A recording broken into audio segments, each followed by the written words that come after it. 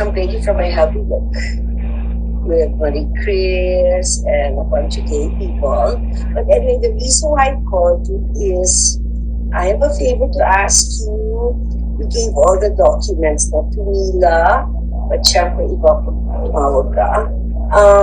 A good friend of ours, Francis Chua, basically has a problem in Istanbul, in Turkey, so went to court. The judge. Ang nakakajutang ginimis dito sa babaeng ito, sa gobyernong ito. Ngayon, nagko-cover up sila.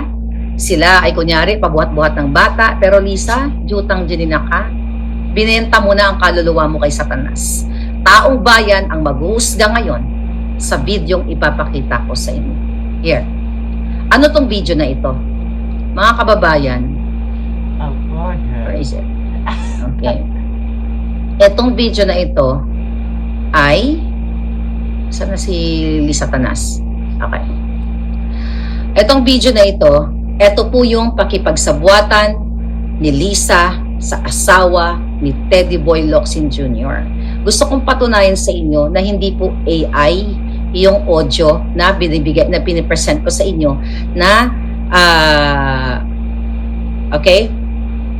Na hindi AI. Kasi pinangunahan na nga ng gobyerno ni Kuting na kapag may mga lumabas na video, maging mapanuri daw, ulitin ko para sa kapapasok lang, itong video na ipapakita ko sa inyo, ang communication ni Liza sa asawa ni Teddy Boy Locsin Jr. na dating DFA Secretary noong 2022, kinakausap niya para paano manipulahin ang mga dokumento at gamitin, abusuhin ang power ng government. Here we go. Hi, Louie. How are you? I'm here in Bacolod, campaigning for my hubby look with Marie Chris and a bunch of gay people. But anyway, the reason why I called you is I have a favor to ask you. You gave all the documents na to Mila, but syempre iba po tumawag ka. A good friend of ours, Francis Chua, basically has a problem in Istanbul, in Turkey, so he went to court. The judge issued an order in his favor, so now we're just having everything authenticated so that it can be served in the embassy in Istanbul, right? So Mila has all the documents. I won't bore you with the details, but if you could call Mila and just give a little push. Everything's above board, don't worry. I'm very good at that. But yeah, that's it. So I hope to see you soon. Grabe Bacolod, only video was eat, and eat. Okay, dear, I'll talk to you soon. Thank you so much. Bye-bye. Okay. Question ko sa inyo, mga kababayan. Is that AI? Nakakagalit, di ba?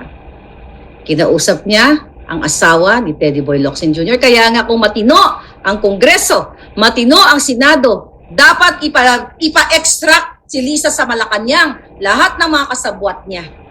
Sa pangingialam, mga kababayan, sa pag-abuso ng batas even before sila umupo. Tama ba nakausapin ang asawa ni Teddy Boy Locsin na i-push itong mga dokumentong ito? Kasi kung sinabi niya na nanalo siya na everything is okay na yung mga papeles, kung everything is okay at lahat yun sumusunod sa tama sa tamang proseso, bakit kailangan tumawag ni Lisa and now your first lady na bigyan i-push itong mga dokumento para dito sa problema ni Chua na business partner niya?